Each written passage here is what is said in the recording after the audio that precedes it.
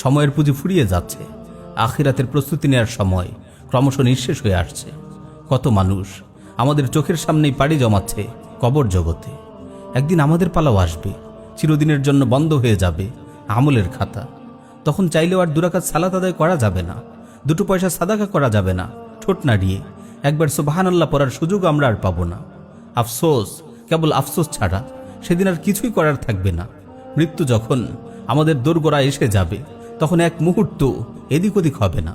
আল্লাহ তাআলা বলেন, ওয়ালিকুল্লি উম্মাতিন আজাল ফাইযা জাআ আজালুহুম লা ইস্তাখিরুনা সাআতান ওয়া লা ইস্তাকদিমুন।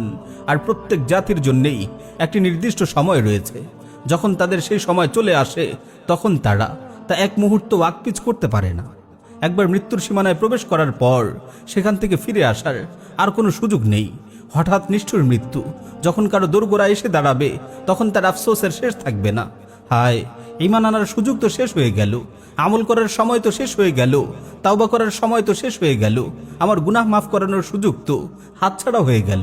জাহান্নামের পাড়ে দাঁড়িয়ে মানুষ হাহাকার করে বলে উঠবে, ইয়া লাইতানা নুরাদ্দু ওয়া লা নুকাযযিবা বিআয়াতি রাব্বিনা ওয়া নাকুনা মিনাল মুমিনিন।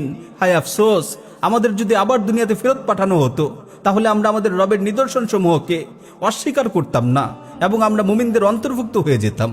জাহান্নামের অবর্ণনীয় আযাবে অতিষ্ঠ হয়ে মানুষ বারবার আল্লাহর কাছে আবেদন করবে, হে আল্লাহ, আমাদের আরেকটিবার সুযোগ দিন, আমরা নেক আমল করে আসব। আল্লাহ তাআলা বলেন, ওয়াহুম ইয়াস্তারিখুনা ফিহা রাব্বানা আখরিজনা না'মাল সালিহান গায়রাল্লাযী কুন্না না'মাল। সেখানে তারা আর্তচিৎকার করে বলবে, হে আমাদের রব, আমাদেরকে জাহান্নাম থেকে বের করুন, আমরা নেক আমল করব, আগে যা করতাম তার কখনোই করব না। তখন আল্লাহ তাআলা বলবেন, আওয়ালাম নুআম্মিরকুম মা ইয়াতাযাক্কারু ফীহি মান তাযাক্কার ওয়া জাআকুমুন নাযীর ফাযুকু ফামা লিয-যালিমিনা মিন নাসীর। আমি কি তোমাদেরকে এতটুকু বয়স দেইনি যে সময়ের মধ্যে কেউ সতর্ক হতে চাইলে সতর্ক হতে পারে? আর তোমাদের কাছে তো সতর্ককারীরা এসেছিল, সুতরাং আযাব ভোগ করো, জালিমদের জন্য কোনো সাহায্যকারী নেই। প্রিয় ভাই, কোরআনের এই স্পষ্ট সতর্কবার্তা শোনার পরেও কি আপনি সতর্ক হবেন না? গাফলতি অবহেলার জোয়ারে ভেসে ভেসে একটির পর একটি বছর কেটে যাচ্ছে, আপনার সময়ও ফুরিয়ে আসছে, আপনি আর কবে সতর্ক হবেন? ভাই আমার, একটু মনে করে দেখুন, গত রমাদান আপনি কিভাবে কাটিয়েছেন?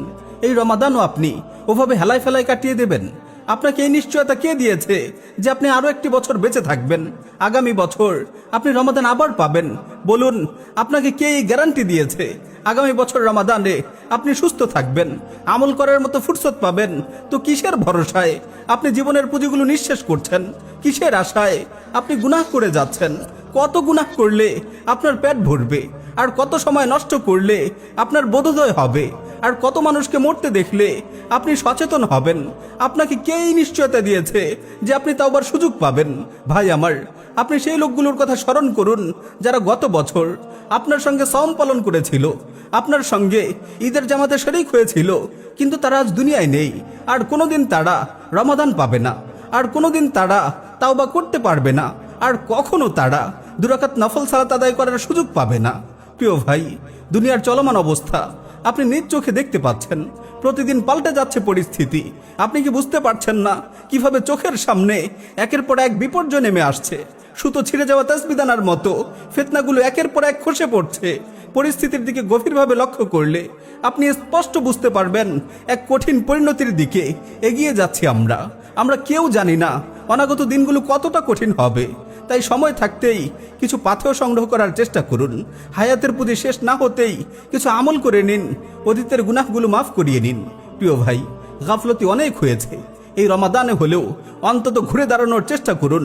হতে পারে এটি আপনার জীবনের শেষ রমাদান, হতে পারে এটি আপনারও আমার জীবনের শেষ রমাদান, হতে পারে এটি আপনারও আমার জীবনের শেষ রমাদান।